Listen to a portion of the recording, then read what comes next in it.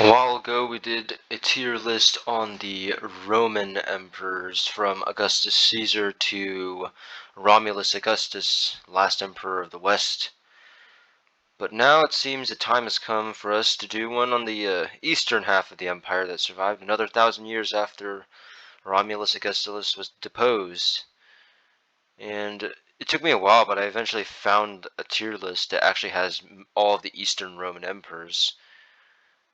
So this is basically a continuation of our last video where we ranked the Roman emperors, mostly of the West, but we didn't really get too much in the East. But now we're going to dive in depth into the Eastern Roman Empire, whose history is just as interesting as that of the West, if not more, because there's a lot more at stake. So I'm going to use Wikipedia to help me, just in case, just to keep the order of the things. Order of the emperors, since not everything is in order. So first we have Constantine the Great, going in the god tier category, of course, because Constantine was the one who built and made Constantinople into what it would become. He was the one who united the Roman Empire, actually, because, so let me explain. So like these first couple of emperors here, until the death of this guy, they're going to rule over a united empire. After Theodosius I dies, it's going to split into East and West, and we're focusing on the East today, of course, because we did the West a while ago. So it's going to start with, then it's going to go into Arcadius, and then all the rest of them. Yeah, there's a lot of names in the Eastern Roman Empire that are very similar, so I'm just going to try to do my best. It's not always easy to remember all of the different Constantines, Leos, Michaels. There are at least like 8 or 9 of each. So Constantine I, god tier, we all know why. Next we have his successor Constantius II. He inherited the eastern third of the Roman Empire, but then he managed to defeat other pretenders and take the empire for himself. Now Constantius II, he was actually a decent military commander. He also had a lot of brothers. He had 2 other brothers. But Constantine II ended up dying trying to take Italy from Constans, and Constans would also get assassinated by Magnentius, and then Constantius II would wage war against Magnentius, defeat him at Battle of Mons Seleucus, where it was one of the most costly battles in the Roman Civil War, even though we don't have a lot of information from the battle. He was actually not actually a bad emperor, but his reign was marked with a lot of civil war and strife. But he did his best to keep the empire going, even amidst all this civil strife and all the war. So he will put him in good. Like, he wasn't great, but he was good. Next we have Julian the Apostate. Now this is going to be controversial because there's, in the Roman fanboy community, there are a lot of fanboys of Julian, especially since Dovahadi made him a Chad in the unbiased history videos. But in my opinion, Julian, he was only, I'll put him in mediocre, and let me explain why. So a lot of people glorify Julian because of his famous victory at the Battle of Agrantorium against the invading Alemanni tribes. Let me see if I can find the battle somewhere listed on here.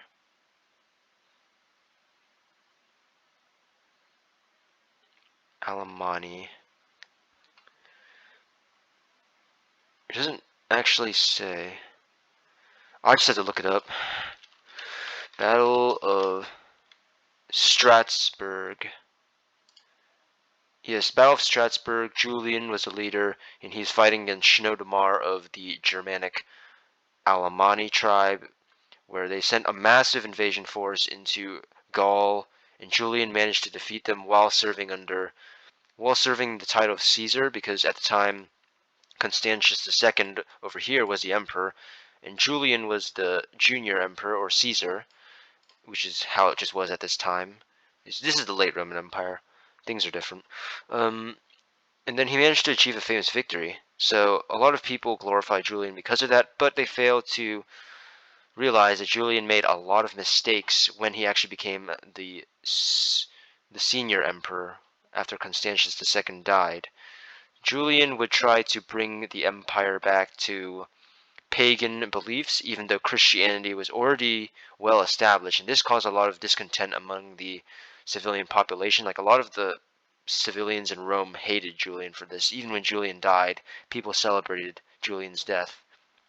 And then Julian marched into a futile war against the Sassanids, hoping to um, basically kind of LARP as Alexander the Great. And he did manage to achieve like a small victory near Ctesiphon against like a small Persian force, but then he got trapped by Shapur in Mesopotamia, and he ended up dying in battle. And his successor Jovian would have to like pay the war indemnity to be allowed a safe passage back, which really hurt the empire. So yeah, Julian, he's not exactly, he made a lot of poor choices as emperor, even though he's a competent military commander, sure, but he was not necessarily the best emperor. Some of you guys might disagree because you like Julian the Apostate, but that's what I have to put him as. Now Jovian, he's the successor of Julian, but he did not live too long. He ended up dying not long after. So he's just not relevant in this, to keep it order. And we have Valentinian the First, or Valentinian the Great. Is he in this? Yes. Valentinian the Great was a great emperor. He was a strong leader that Rome needed at the time to fend off the Germanic tribes. He defeated a lot of invaders. His reign is marked by a lot of conflicts against the Germanic tribes.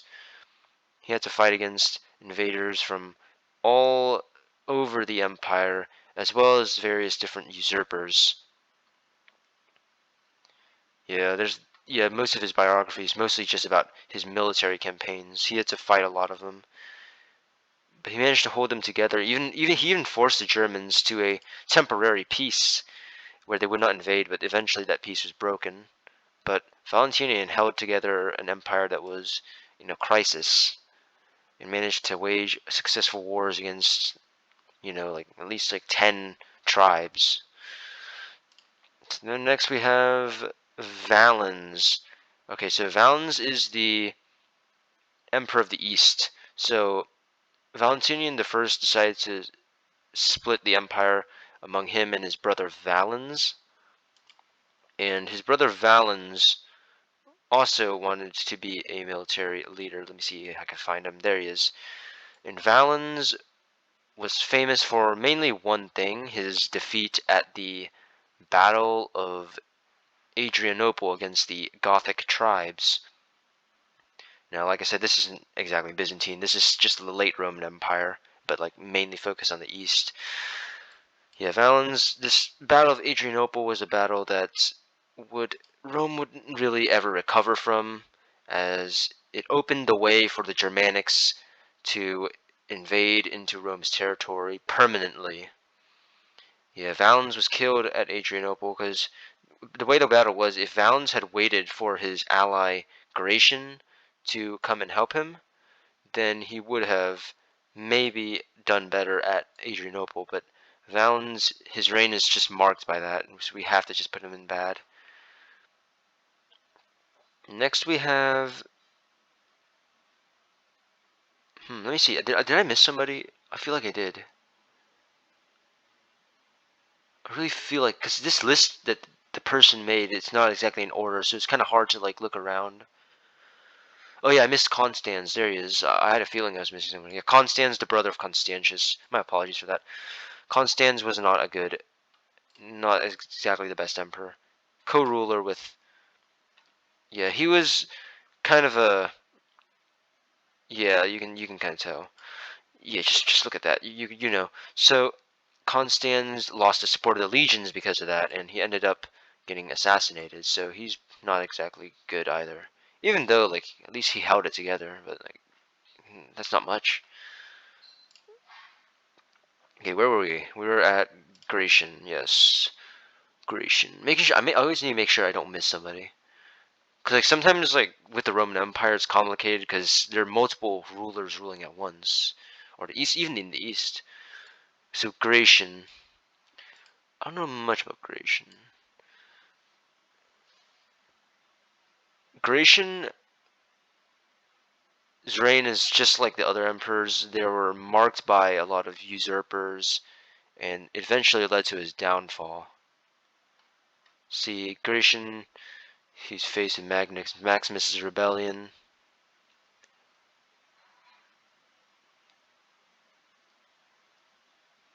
He did do some like campaigns, but he wasn't exactly.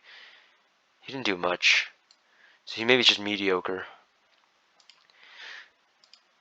And then now we have the big guys. Theodosius the Great. Theodosius the First. I think that's an overrated title, to be honest. Theodosius wasn't exactly great as an emperor. Like he did unite the empire, but not for long. Like he ended up splitting the empire between his sons. He made a lot of mistakes as emperor. They call him the Great because he made Christianity the main religion of the Roman Empire. He did manage to defeat the usurpers like Magnus Maximus and Eugenius at the battle of, I forgot the battle, but he died. Yeah, he died like literally just right after he became the sole ruler. And he even favored Germanic tribes. Like he brought in Germanic tribes as allies of the empire, and he allowed them to even settle in the empire's lands. So like that already created a kind of a vacuum for these Germanic tribes to eventually take power and raid Roman territory, simply because Theodosius let them settle. And Theodosius also let his heirs, or the sons of Theodosius, which kind of brought the empire down because his sons were incompetent at ruling. So despite the fact that Theodosius was a competent military leader, he was not exactly the best emperor. So, but he does get credit for at least attempting to unite the empire as it once was, but he wasn't the best. Next we have Arcadius, the eldest son of Theodosius I. He was pretty much just a puppet ruler, so putting him down there. And he was terrible. Like he didn't even do anything. Like he let other officials, corrupt government officials, run the empire and drag it down. Now it's Theodosius II. He's not relevant because he died very early. Then we have Marcian. I don't know much about this guy. Very little of his life is known.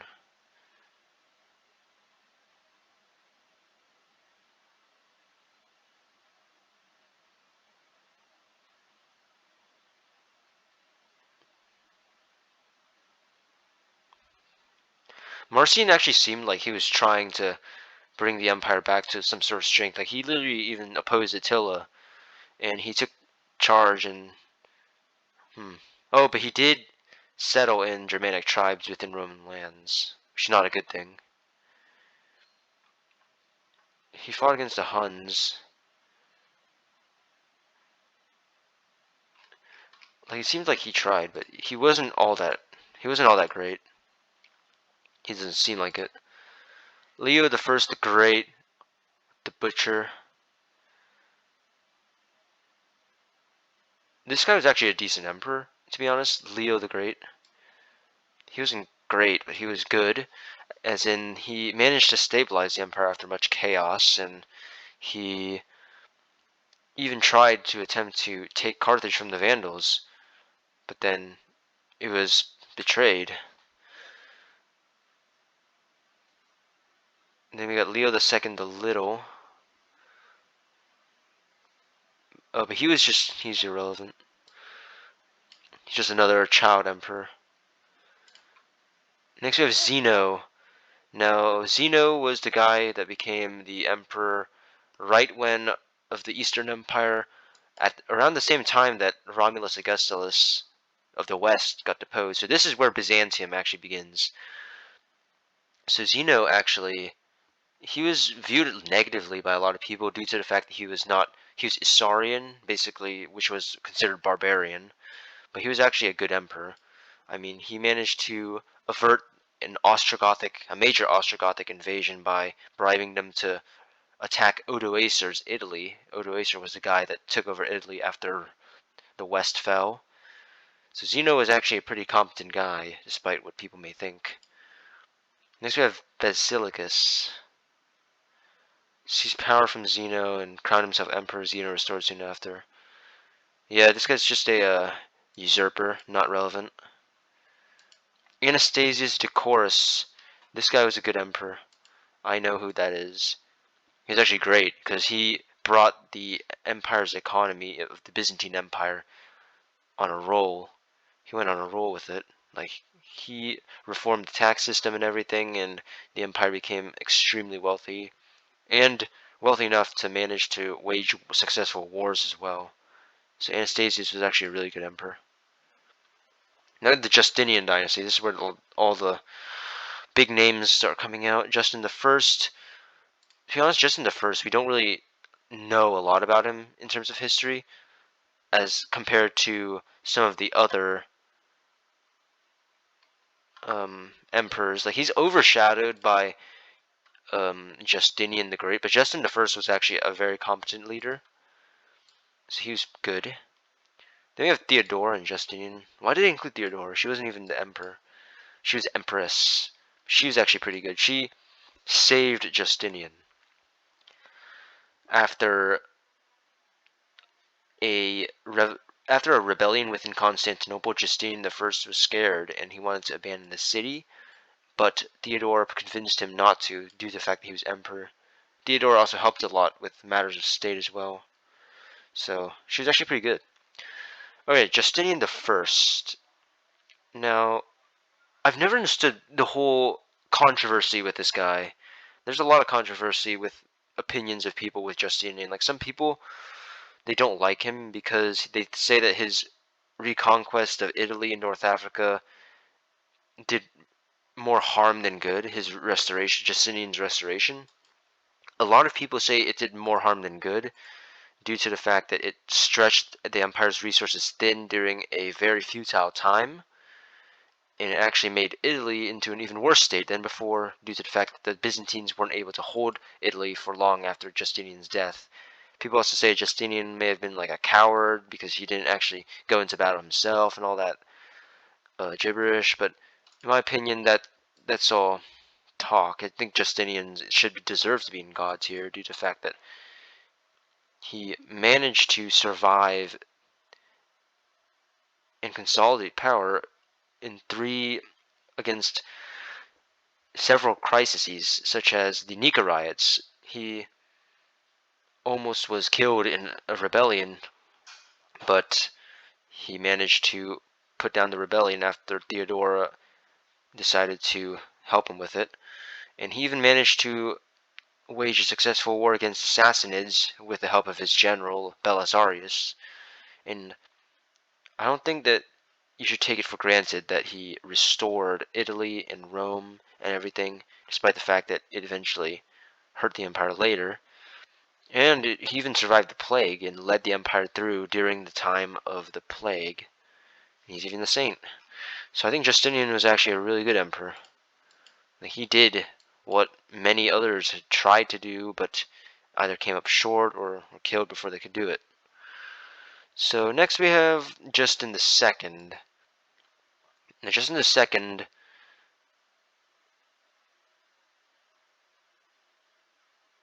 he kind of screwed up, if the stories are true. He basically made a lot of political decisions that ended up getting him into a war against the various enemies of the Eastern Roman Empire, such as the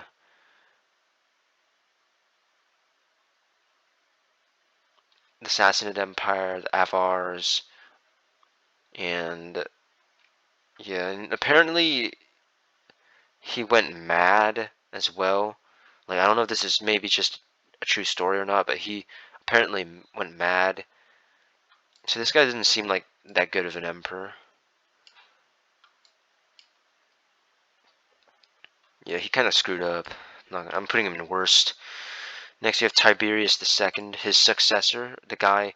So during the time of Justinian II's so-called madness, he was convinced by his wife to let Tiberius II Constantine to become the emperor. And Tiberius actually decided to, how did he die though?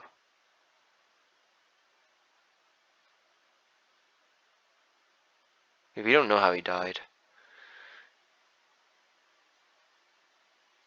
He actually was a pretty competent guy, Tiberius II Constantine. So putting him in like, but he was, I mean, he didn't do much as to like any great achievements or anything, but he managed to at least successfully defend the empire against its many enemies. So putting him in okay. Like he did some stuff, just like Marcian.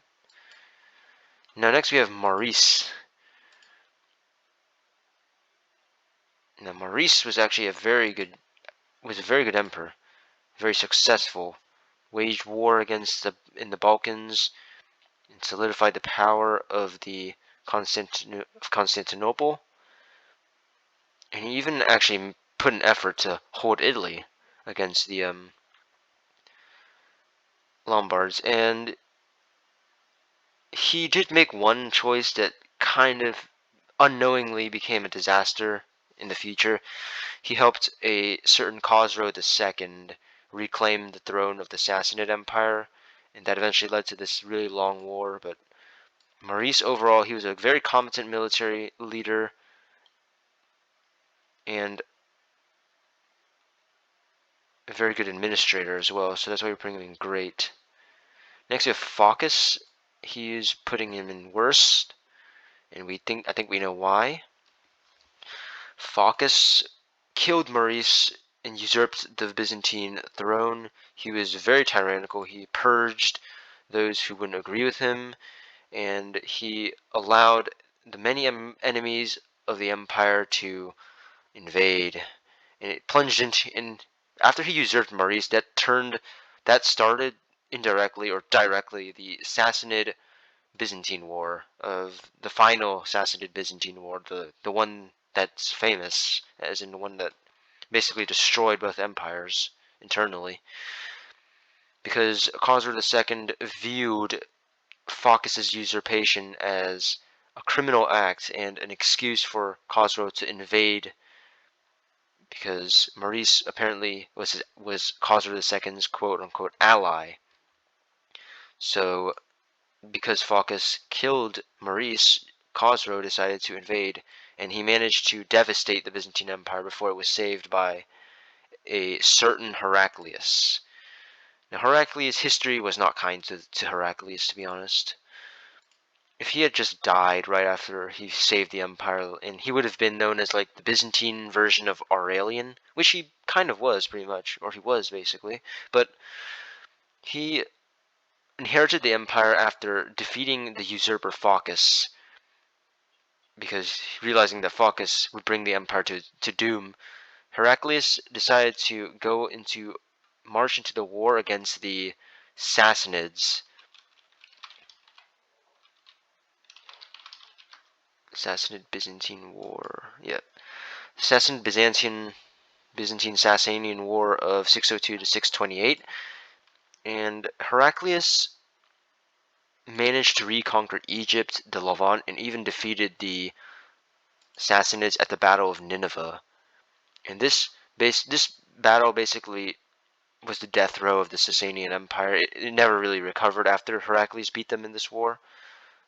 But unfortunately, the Byzantines didn't really recover either from this war. And then the Arabs, coming out of nowhere from the south, basically just conquered lands from both empires. They destroyed the Sassanids, and they reduced the Romans to Anatolia and Europe. It is all because Heraclius became too old to deal with the Russian threat. If Heraclius had been in his prime fighting the Arabs, there's no doubt that Heraclius would have probably at least held them back.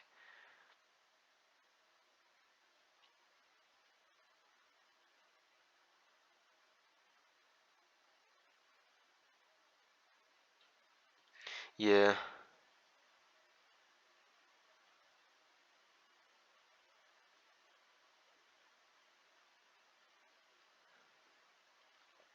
Even the Muslims do kind of respect Heraclius because Heraclius basically saved the Eastern Empire from collapse because the Sassanids could have taken Constantinople along with their allies.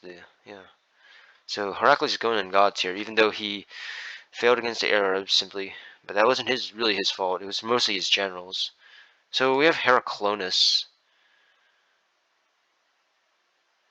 There was a website like Byzantine Emperor's website. There's a website that had like Emperors of Byzantium, Emperors go 7th century. Constantine the Third and Heraclonus didn't really. Their reign was too short.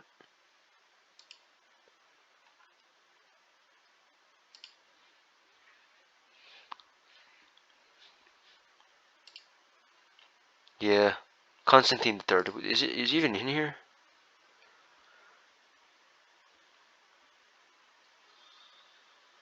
Let me see. Constantine the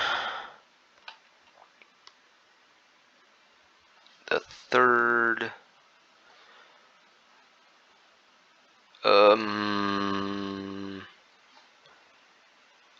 So Heraclonus is not relevant. We know that.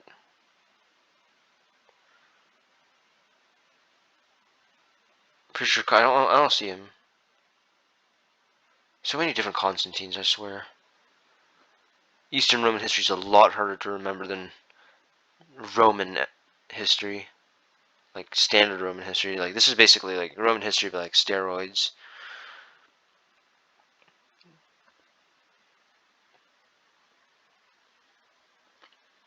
Yeah, they both kind of got killed. Or Heraclius Constantine.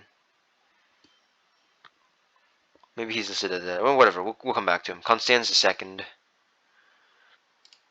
is the next guy. So let's see. It might be better if we use this website because they actually evaluate him. So Constans II, he divided Anatolia into different provinces known as themes. He started that, but then he lost Egypt to the Caliphate. Uh, yeah, he seemed that he was not that good of an emperor. He lost a lot of land. He even killed his brother to become emperor. So Constans II was a pretty bad guy. Like even though he kind of knew what he was doing, like he did do some provincial stuff, but he wasn't exactly like, you know, he's not the guy that you would want on the throne. Next is Constantine the Fourth, the Younger. Is there a way you can like get Constantine the Fourth, son of Constans II, and he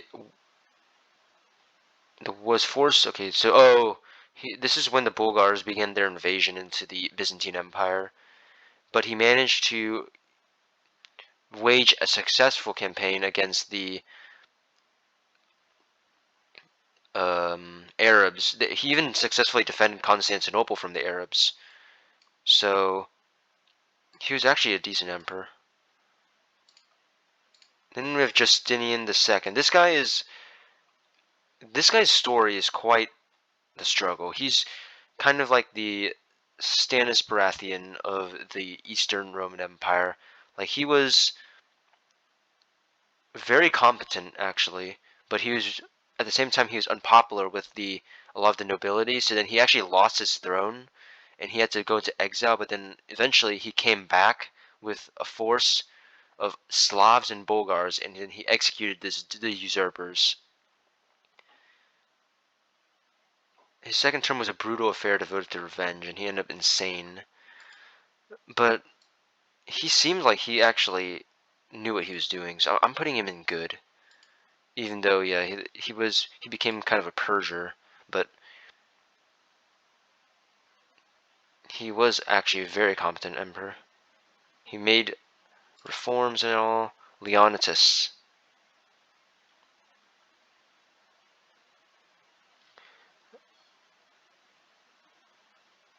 Leonidas seems like he was just a meh.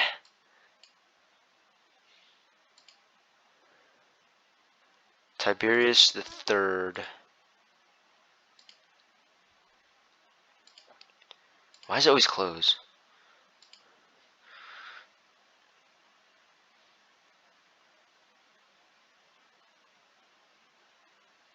Okay, so he actually helped the military and defeated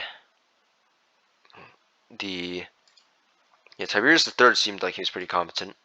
He managed to hold back a surge of Arab invasions, and he held the throne of Byzantium against a lot of usurpers. Okay, a lot of these guys I've never heard of. So many Anastasiuses. Just another usurper. We have to look at the evaluation. Theodosius III.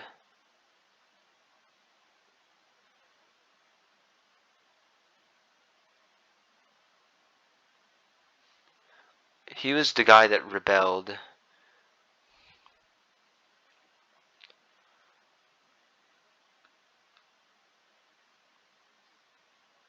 I believe this is during the 20 Years' Anarchy. During the period where Byzantium was faced with a lot of hostility, so he was actually pretty bad. But then comes the savior, Leo III the Isaurian, the guy who managed to end the 20 Years' Anarchy, all of these different terrible leaders and somewhat good leaders. And Leo III is actually a really good emperor. He's great. Actually, I might put him in, I don't know, should I put Leo III in God tier or not? Maybe, no, I'll just leave him in great. Actually, no, put him in God tier. He ended the 20 Years' Anarchy. 20 Years' Anarchy almost ruined the empire, especially now that they had, like, Arabs to deal with and Bulgars. Like, look at this. So Leo III deserves to be up there. Constantine V.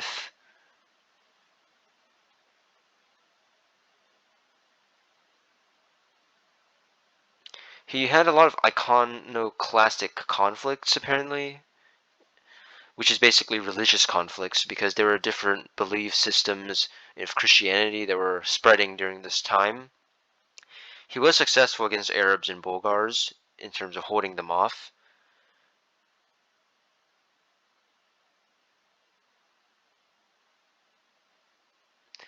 So Constantine V seemed like he was actually pretty good. Leo IV the Kazaar. Man, Kings and Generals needs to release more videos on this Byzantium stuff. I have a lot to learn. Leo IV the Kazaar he launched an invasion against the Abbasids and actually managed a successful conquest, but then he died of a fever. I mean, he's mostly only known for his campaign against the Arabs, but we don't know how he would have actually ruled, so even though he was successful against the Arabs, I might just put him in okay, because we don't know how he might have actually ruled. Like, we know that he was a successful military leader, but we don't know how successful of an emperor he was, because he died from disease too early.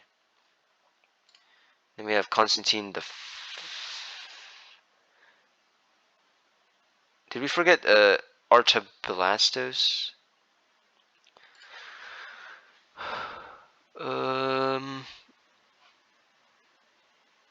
No, I guess not. Okay, this guy, I'm pretty sure. Oh yeah, I know who this is. So Constantine V became emperor, but then he didn't live long because he was not popular and he was blinded by Irene of Athens. So he was just not relevant. Irene of Athens was not exactly a good leader either. She wasn't to the level of Phocas or any of these guys down here, but she was pretty bad. I mean, she blinded her own son, and then she managed to. Yeah, she literally got exiled and died in a palace coup simply because they didn't like her. And yeah, she was not a good emperor. Okay, so next we have Nicephorus the First. So Byzantine historians portray him as a villain, but he was actually an energetic leader in terms of, yeah. So he defeated a big Muslim army, invaded Bulgaria, and captured their capital. But his army was ambushed and destroyed, and the emperor was killed there. So this sounds like he sounds kind of like a Domitian slash Valerian kind of guy. I'm just gonna put him in mediocre. Theodore II. Who is Theodora II? Oh, this is the wife. We're skipping over some of these guys. These guys are there's so many usurpers. Stauracius, he did not live a long enough reign. Michael I. I believe this Michael I. Michael I. Rag. Yeah, he was a terrible emperor. He's rather incompetent. He made rich the patricians, but then he squandered it all. Yeah, I believe this is the Byzantine-Bulgarian War. So during the Byzantine-Bulgarian Wars, Michael I Ragnabes was defeated at Versiniska by Khan Krum. That's actually his name, Bulgarian Khan. Leo V.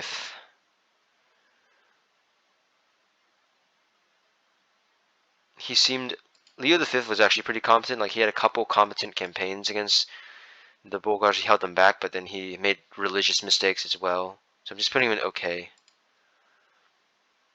Where should I put Theodora II? I'm just putting her in irrelevant.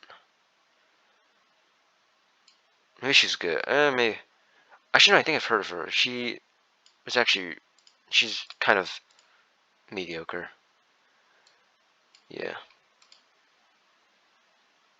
Or maybe this is her. She carried the government with a firm and judicious head, and she replenished the treasury. Her minister, okay. Putting her, she seemed pretty good, actually. Michael II, the Amorian. He ended up getting killed because of a conspiracy. He lost Crete, so and he reinforced iconoclasm. This guy didn't seem that good either. He's pretty bad.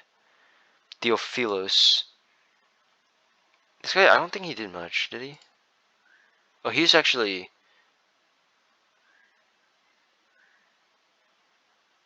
successful. Yeah.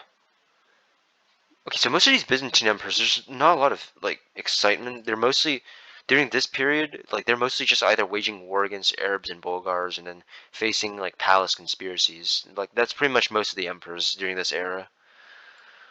Theophilos was okay for his time. Michael II, the Amorian. Did we do Michael II? Why are there two of them? Let's just get rid of that. Oh, this is probably Michael III. Okay, this isn't in order. I don't think this is I'm very sure this is not in order. Or some of this isn't. But I'm pretty sure this is going to be Michael III. Because he looks a little different. So Michael III was the drunkard. Yeah, this guy was pretty bad. He didn't do anything. Basil I. This guy basically... Well, let's see. Michael III, the drunkard.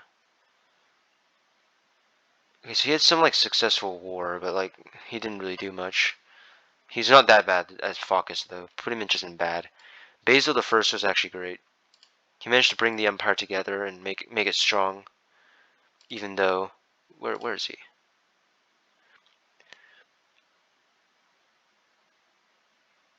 Perceived by the Byzantines as one of the greatest emperors, actually. So, Basil I, I'll actually put him in God tier.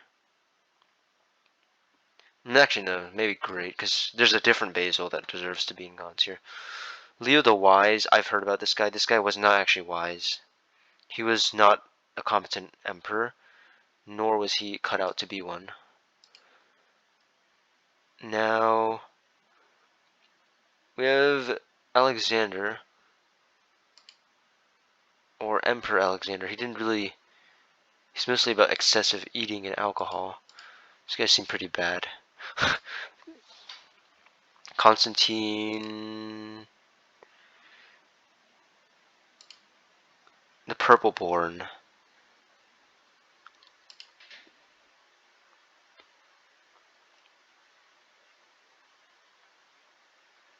Okay, so once again, he's just waged war against the Arabs and did fine with it. Romanos II, what? Another one. Another successful war against the East.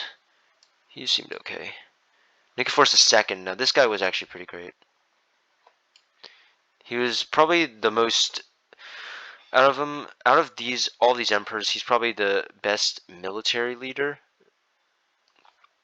But he was an unpopular ruler, though. He conquered like pretty much most of Syria, but then he got assassinated in a coup led by John, who was also a competent leader. Just imagine if these two worked together, what they could have done. John I was also pretty competent, but I gotta put him down just because he killed Nicephorus. Like, he was competent, so I'm just putting him in okay. Now, Basil II, this guy is going in the gods here because he brought the Byzantine Empire to its greatest extent in the Middle Ages. He defeated the Bulgars in a series of battles, and he also even reconquered parts of Italy as well. He's known as Bulgar Slayer because he killed 15,000 Bulgars, blinded them, after the Battle of Claydon Pass, where the Bulgar army was pretty much annihilated. And he's probably the best, one of the best Byzantine emperors out there. All right, next we have Constantine. He was a short reign and indifferent ruler. Constantine the Ii. He seemed just mediocre. Actually, no, he's pretty bad.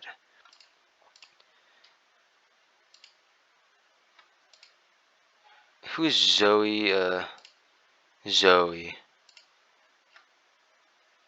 I believe that she has relations with this man. Yeah, I can't pronounce that.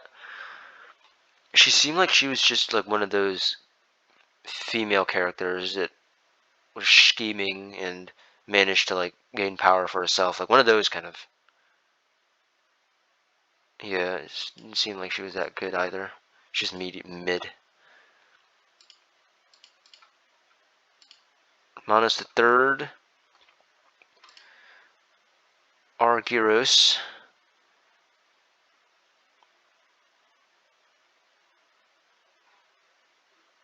Oh, was this the guy that... No, this was not. This wasn't the Romanos. I was mistaken. But he was not... He's just mediocre. Michael the Fourth. The Paphlagonian. Died after a long illness. Moderately successful, so just mid. Michael the Fifth.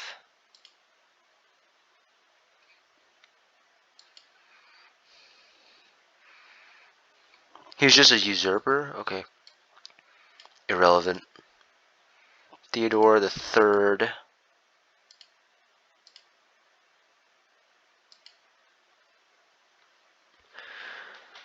Too many Theodores and Constantines. Alright. Let's see. Irrelevant. Constantine the Ninth was...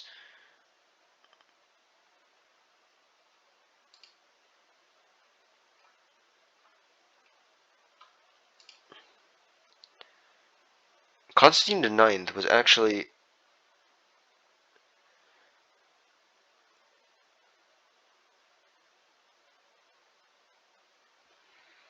He didn't seem like he was doing much good for the empire, but at least he held it together. He mostly was concerned about his own personal. Then we have Michael the Bringus. He's just a usurper, short, not relevant. Isaac the First Comnenos. This is where things get. This is where Isaac the First began the Komnenian dynasty, so he was good. Then we have Constantine Dukas. Short-lived Constantine Dukas.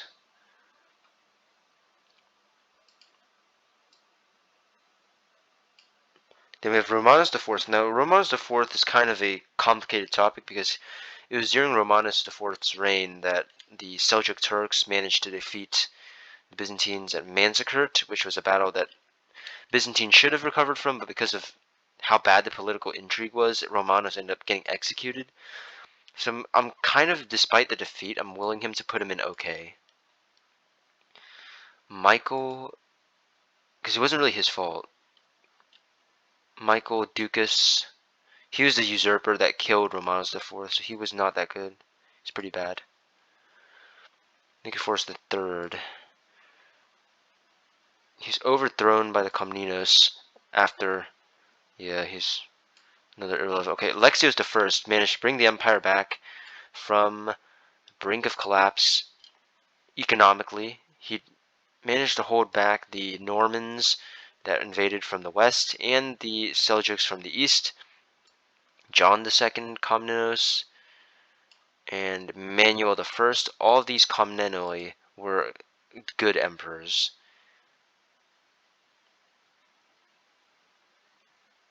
Although Manuel did wage too many campaigns that kind of exhausted the empire, but Manuel was still a competent leader that led the empire to a very decent territorial state. But then things start to go downhill after this. Alexios II ends up getting overthrown by a certain Andronicus I Komnenos. Yeah, and Alexios II gets killed, and then the worst out of the Komnenoi becomes emperor, Andronicus I. You know, I'm going to put the not relevant down here, just so people know. Then we have the Angeloi Dynasty, which were all very bad because they failed to deal successfully with the Crusade, the Fourth Crusade. Their reigns basically indirectly led to the Fourth Crusade because I'll spare you the details of the Fourth Crusade, but it basically was the death of the Byzantine Empire as we know it. So these guys were all pretty bad. All of the Komnenoi, I mean the Angeloi Dynasty. But then we have Theodore Lasacris and the beginning of a restoration. These guys ruled the Empire of Nicaea, which was basically a rump state that emerged after the Fourth Crusade. And they all managed to do some good as to help restore. John IV, though, was kind of irrelevant as he died pretty shortly. You can tell, like, some of them, when they look this young, they're gonna die early. Michael VIII, Paleologus, got to put him up here. He's the guy that took Constantinople back from the Crusaders, or the Latin Empire. But then we have Andronicus II, Paleologus. We're in the last dynasty. Yeah, his reign saw the collapse of Byzantine position in Asia Minor. That's pretty bad. Like, for every good emperor, you have like a bunch of bad ones. It's never gonna work out. And then we have another Andronicus III. Where's Andronicus III? What the heck?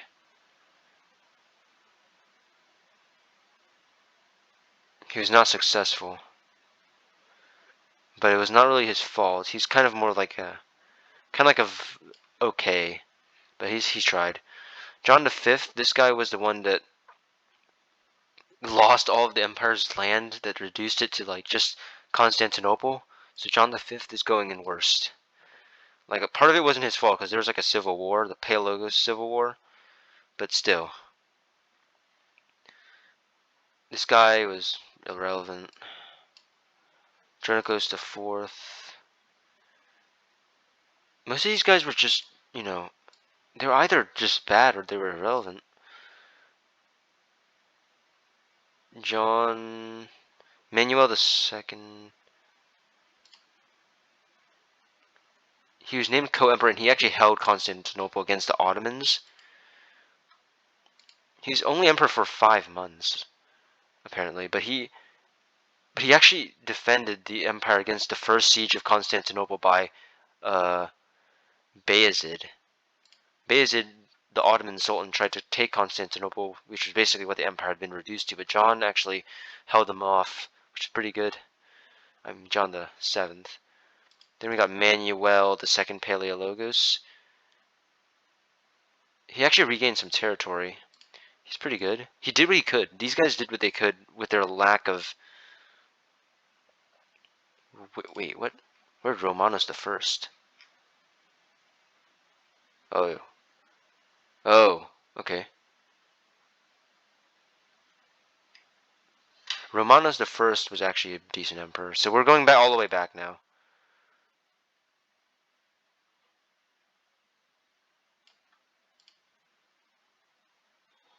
He's before Constantine.